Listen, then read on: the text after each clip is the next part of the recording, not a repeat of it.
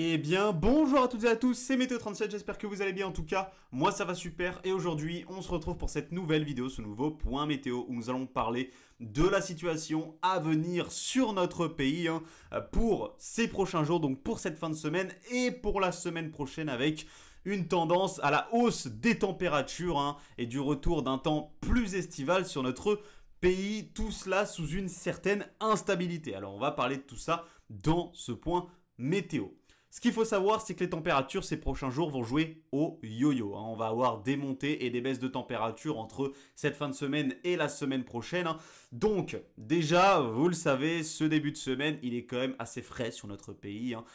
Entre ce lundi et ce jeudi, donc là, pour ce début juillet, les températures sont bien sous les normes de saison avec un temps qui est assez mitigé avec parfois quelques passages humides, notamment sur la moitié nord du pays et parfois du côté des régions de l'Est. Donc, ces petits passages humides, ils sont dus à quelques fronts froids assez affaiblis qui traversent notre pays tout simplement. Alors, ces fronts, ils sont quand même assez atténués. On n'a pas énormément d'humidité au passage de ces petits fronts froids sur notre pays, mais ça permet quand même d'avoir quelques petits passages humides. Mais très globalement sur notre pays, la situation n'est pas très humide pour ce début juillet, à part ces quelques passages humides. Le temps est plutôt calme et sec finalement sur la plupart des régions de notre pays, excepté celles notamment les plus au nord. Voilà.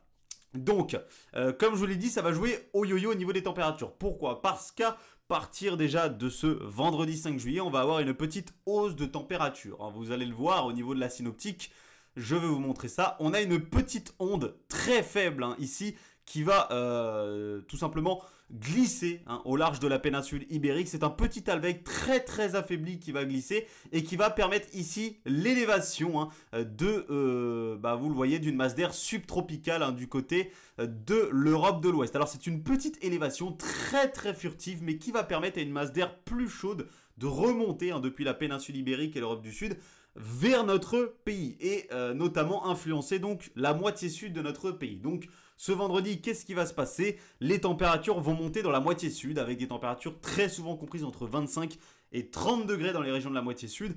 Un petit peu plus au nord, dans les régions de la moitié nord, ça va être plus compliqué avec des températures plutôt comprises entre 20 et 24 degrés.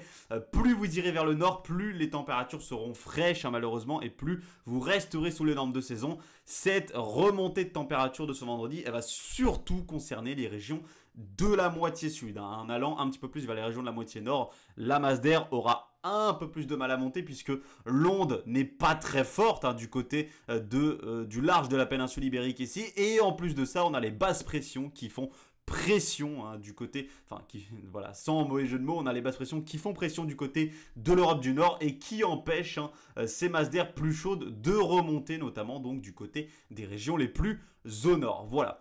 Ensuite, à l'arrière de cette masse d'air plus chaude, directement, c'est la masse d'air océanique de nouveau qui reprend le dessus. Donc une masse d'air beaucoup plus fraîche directement qui va s'imposer dès samedi sur notre pays. Donc malheureusement, ce week-end sera sous les normes de saison avec une journée de samedi quand même assez humide sur notre pays, notamment dans les régions de l'Est, et une journée de dimanche qui sera un peu plus sèche malgré quelques passages humides, notamment du côté du nord et du nord-ouest du pays, mais qui restera donc assez fraîche et sous les normes de saison également. Ce qu'on surveillera forcément, c'est quelques orages, puisque cette masse d'air fraîche océanique qui va prendre le dessus va venir se heurter à cette masse d'air un peu plus chaude qui aura dominé notamment le sud du pays durant la journée de vendredi. Donc voilà, quelques orages seront possibles depuis le sud-ouest vers le centre-est et le nord-est du pays. Alors du côté du centre-est et du nord-est, c'est possible que ces orages se transforment plutôt en dégradation pluvio-orageuse avec quand même pas mal de pluie, des orages qui seront plutôt faibles à modérés du côté de ces régions-là. Ce qu'on va surtout surveiller, c'est les orages du côté du sud-ouest du pays qui seront là également plutôt modérés, mais qui localement pourraient être forts avec un peu plus d'instabilité et des paramètres un petit peu plus favorables à des orages localement forts du côté de ces secteurs-là. Alors ce serait vraiment du côté de l'extrême sud-ouest notamment, du côté du Pays Basque, des Landes, en allant vers le Gers, les Hautes-Pyrénées, voilà, ce serait vraiment du côté de l'extrême sud-ouest qu'on aurait les risques d'orage localement forts. Donc, à retenir entre la soirée de vendredi et la nuit de vendredi à samedi. D'abord, des orages localement forts du côté du sud-ouest avant de se décaler progressivement vers la matinée et journée de samedi vers le centre-est et le nord-est sous forme plutôt de dégradation pluvio-orageuse avec des orages qui seraient donc plutôt faibles à modérés sur ces secteurs-là. Voilà. Donc ensuite, comme je vous l'ai dit, c'est la masse d'air océanique qui reprend le dessus. Donc les journées de samedi et dimanche seront sous les normes de saison avec une journée de samedi plus humide que la journée de dimanche. Et ensuite, la tendance pour la semaine prochaine est la suivante.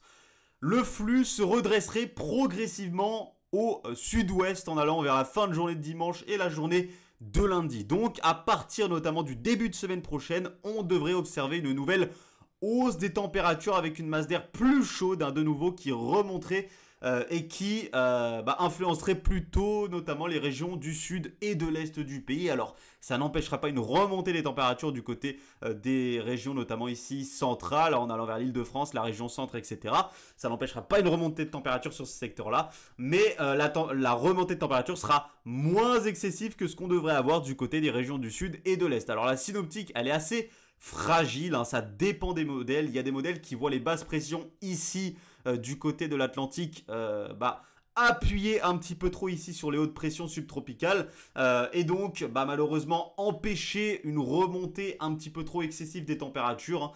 Donc on a des différences actuellement sur les modèles, notamment entre CEP et les autres modèles qui sont GFS, GEM, UCMO qui eux voient quand même une remontée plus sensible des températures.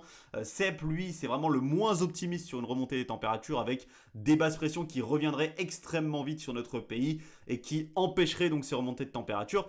Par contre, ce qu'on va surveiller quand même entre le 10 et le 15 juillet, donc sur la période du 10 au 15 juillet, c'est les orages, puisque ce flux de sud-ouest, il est quasiment confirmé pour la semaine prochaine, notamment le début de semaine prochaine déjà.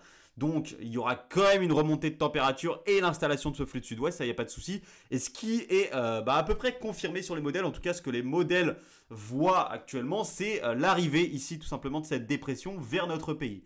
En gros, dans tous les cas, c'est cette dépression qui mettrait fin à l'ambiance beaucoup plus chaude en flux de sud-ouest que l'on aurait sur notre pays. Donc maintenant, il faudra voir quand est-ce que cette dépression va vraiment arriver, parce qu'il y a Seb, comme je vous l'ai dit, qui la voit arriver très très vite, donc il voit une chaleur assez peu durable, et il y a des modèles donc comme GFS, GEM, UCMO qui voient cette dépression arriver plus tardivement vers la fin de semaine et qui voient donc de la chaleur un petit peu plus durable durant la semaine prochaine. Donc il va falloir affiner la situation.